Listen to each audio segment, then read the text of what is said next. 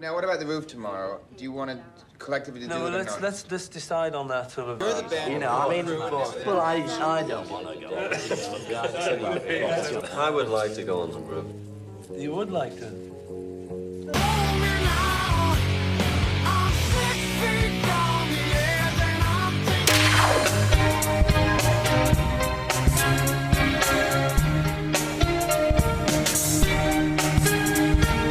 So far on this TV channel, we haven't filmed anything based on a ranking system. The last time I did a video on a top 10 anything, nothing was ranked by any metric, because I simply wanted to promote the albums I enjoyed most last year. Also, the videos we've been bringing to you don't really lend themselves very well to a ranking system. What we do here is mainly outside the scope of judgment, and at its best, beyond description.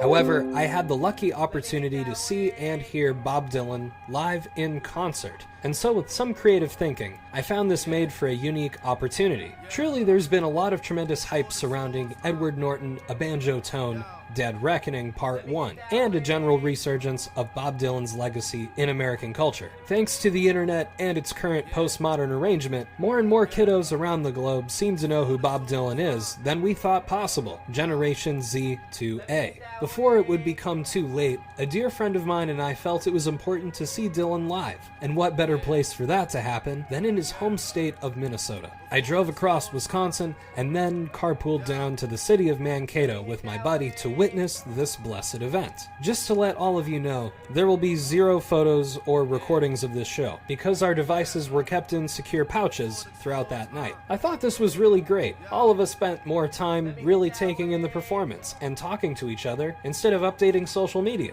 One major highlight is that despite Bob's age, his voice and instrumental skills seemed sharper than ever, and it's clear he's been singing better than he has in many years. I've got a theory about this, but that's not important right now. Mostly sitting behind the piano, Dylan performed plenty of choice cuts from his past. The verses were sometimes changed, the musical genres altered, and there were even different vocal inflections on stanzas than you'd find on the studio versions. He also played material from his more recent album, Rough and Rowdy Ways, with this current tour bearing the same name. I think this all made for a terrific live experience, and I felt it was appropriate to not only walk through each track he performed, but rank them all from worst to best. I'm keeping two things in mind here when reviewing and ranking these songs. Though I won't necessarily break everything down on each track, things will mainly depend on how well Bob seemed to play each track in the flesh, and also whether his alterations and shifts gave the songs a boost. Keep in mind, of course, all of this will come from my personal experience and opinions. It'll be based on how I know Dylan's music, appreciate him as an artist, and interact with his whole persona. You're welcome to yell at me about this, but just know that I won't respond to it.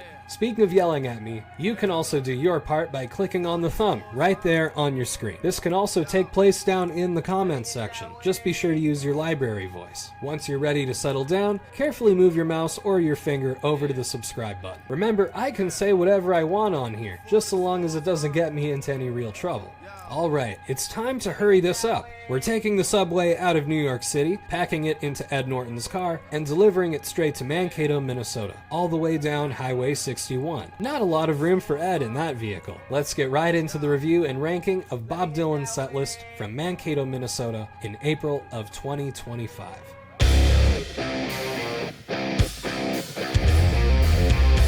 Before we jump into the songs, let's set up our scene for this fine April weekend. If you've ever been to Mankato, Minnesota, some of the highlights include Toontown Records, where there are seemingly infinite floors of CDs, DVDs, and LPs, as far as the human eye can fathom. And of course, the quaint yet consistent Minnesota River that cuts right through town and bisects the old part of the city. The Mayo Clinic Health System Event Center, or as I've been calling it due to free association, the Mayo Clinic, was a relatively large venue, and oddly enough seemed like the perfect place for Bob Dylan to show up. Everything was large, spacious, easy to navigate, and the vibe almost felt like a Bob Dylan convention rather than a rock concert. This seemed to change as we got deeper into the weeds. Our electronic devices were seized during entry, which I personally felt should happen at every A-list to B-list concert nationwide forever. And it's unlikely I'm going to back down from this position. Once my buddy and I had our beers in hand, we ended up wandering around the event center to take in the ambiance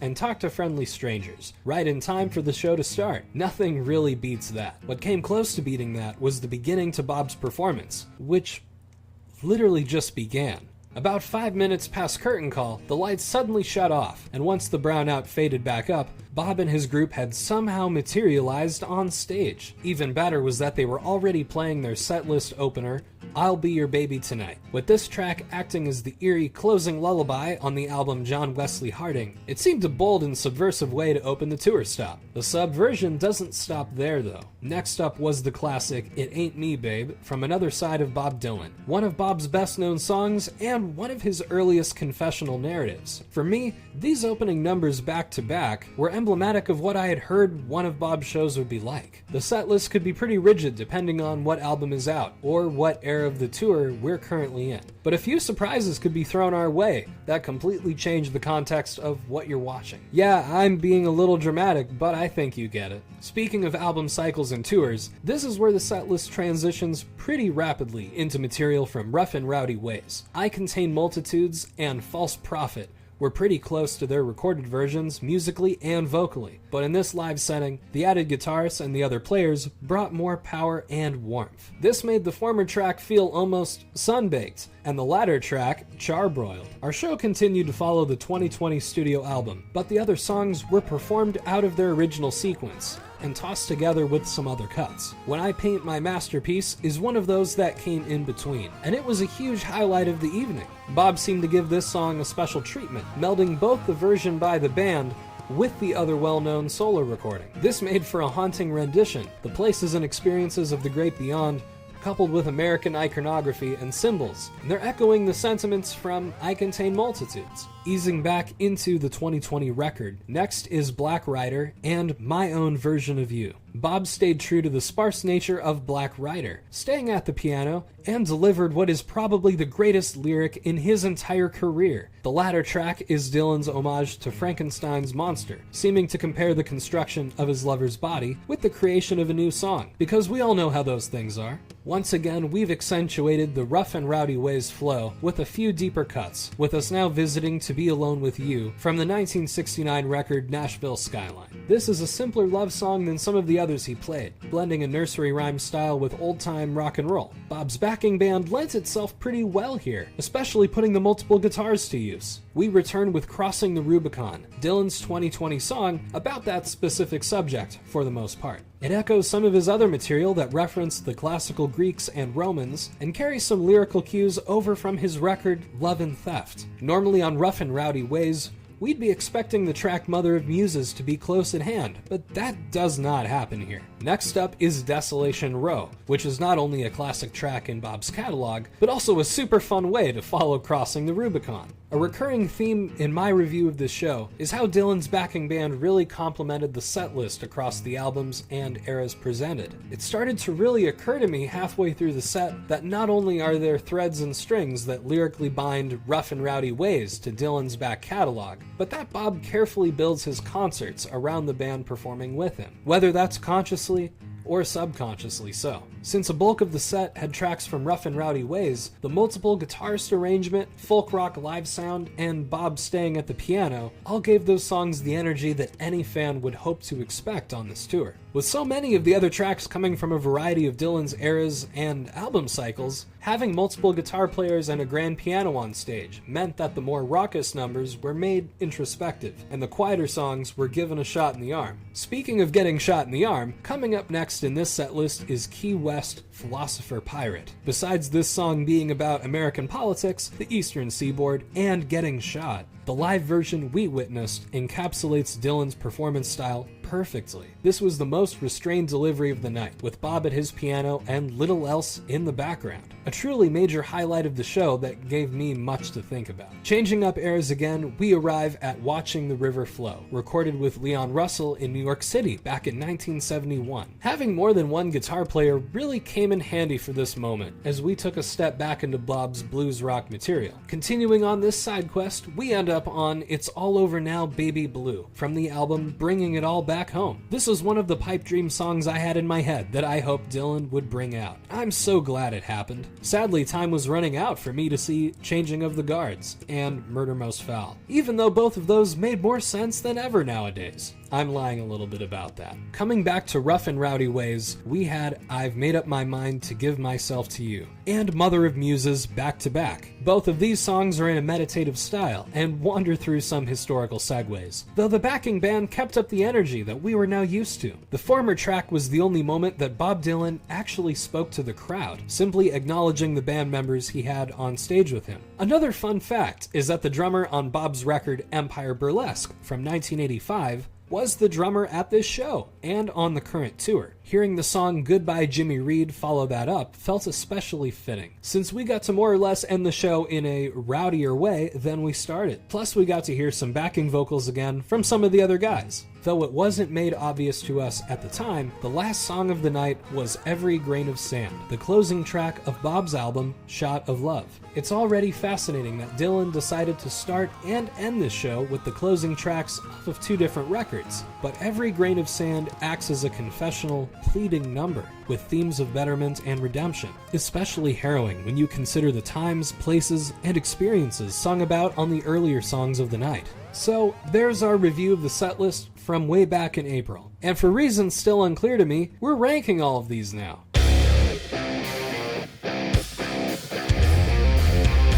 Because doing this sort of thing is still pretty new to me, I'm going about this the best way I know how. We're going to start with my least favorite performances of the night, just from personal opinion. Considering this was Bob Dylan, there really isn't a metric for least favorite performance, as much as it's just something's got to be on the bottom. Pause. Let's revisit the task at hand. Numbers 17 and 16 for me were Crossing the Rubicon and Goodbye Jimmy Reed. Why is this?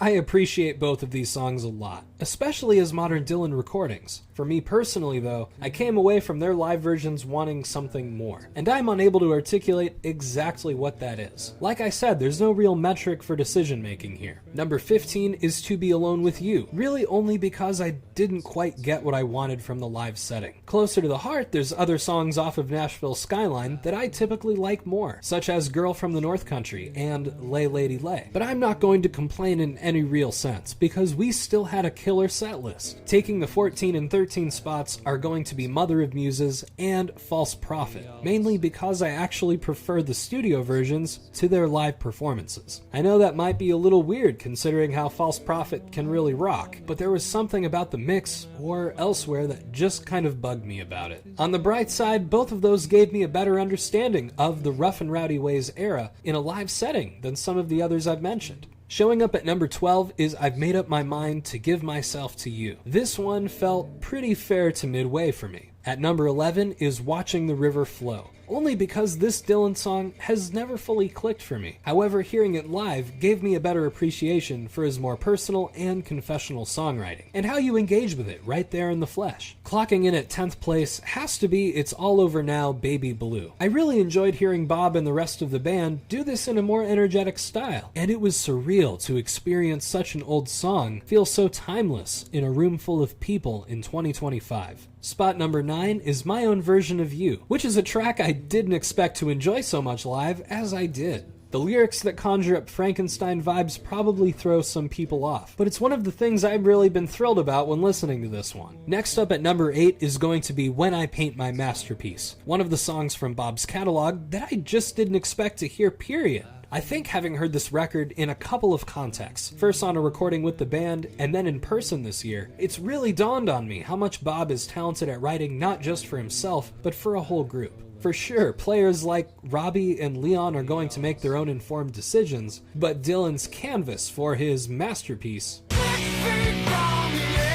is what makes this an electric performance all around. Coming in at the 7 and 6 spots are It Ain't Me Babe and Every Grain of Sand, both tracks that are worlds away from this tour's album cycle. The former is one of those songs that I think every fan yearns to hear live, and it was a beautiful moment when it showed up. The latter is a little strange for me. I've always liked songs that were stylistically adjacent, like on Street Legal, but Dylan's specifically Christian era, I just didn't get it. This was kind of a big moment for me. In 5th place is Desolation Row, a song that I personally yearned to hear live if I ever got the chance to see Bob. It was a special moment, and one of the rare times that the guy actually stepped away from the piano. At number 4 is I'll Be Your Baby Tonight, for 2 very easy reasons. It's a wonderful song to open a set, regardless of what other eras are on it, and it's really the only song you can imagine closing out John Wesley Harding. Even in his old age, Bob Dylan is still clocking in at regular genius hours. The 3rd place spot has to go to Black Rider, one of the more exciting performances from the Rough and Rowdy Ways album. Besides hearing Bob sing aloud one of his greatest lyrics of all time, the backing band he had on stage really killed it as far as pacing and providing a cool backdrop. The number 2 spot goes to I Contain Multitudes, mainly because it gave me the biggest aha moment of the entire show. What was once a really cool song with cultural references from a musician who himself has become a cultural reference has transformed into my favorite modern Dylan song of the century, and probably of his career. That being said, my absolute favorite performance was his rendition of Key West, Philosopher Pirate. One of the most fascinating songs from his modern catalog was also where I got what I most wanted from his show, the ability to take one of his great works and really morph the musicality and lyrical delivery so that it becomes something entirely new. I think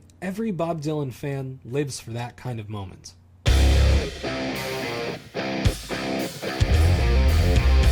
To be completely real, it's a little challenging to summarize this experience clearly and to the point. I consider it incredibly lucky and a real privilege to have seen and heard Bob Dylan in a live setting, especially given that he's reached an advanced age to continue touring and releasing new material. A major takeaway from this whole thing is that Bob seemed to be playing and singing better than he has in several years, or at least better than some of the videos and recordings I've managed to check out. Like I said, I have a theory about how this is possible, but I'm not going to talk about it on these videos. Television is just not the place for everything, and the sooner I understand this concept, the better. When it comes to how well Dylan performed his material and made musically inspired shifts in the way they were played, my personal opinions are completely my own, and I really only used that criteria when it came to reviewing the set list and then ranking it afterwards. I'm by no means an expert on Bob Dylan or his back catalog, and as far as I've discovered in my short life, nobody really is. The guy is truly an enigma, and is likely to stay that way for the rest of his life. Before I turn you loose, I'll point you to a couple of things that put Bob Dylan and his concert in Mankato into better context. In the description of today's video are a couple of playlists that contain all of the songs that Bob performed live on April 4th, 2025. Most of these are going to be from the very same records they were intended for, save for a couple that are featured on Dylan's greatest hits or compilation albums. In addition to that, a sneaky link of the setlist and its wider implications for humanity are located down below as well. Take a deeper dive into not only that specific concert, but analyze the numbers and stats of Dylan's other shows from this tour, this decade, and what album songs were ultimately featured. I guess if you're into that sort of thing, that sneaky link is going to be pretty useful.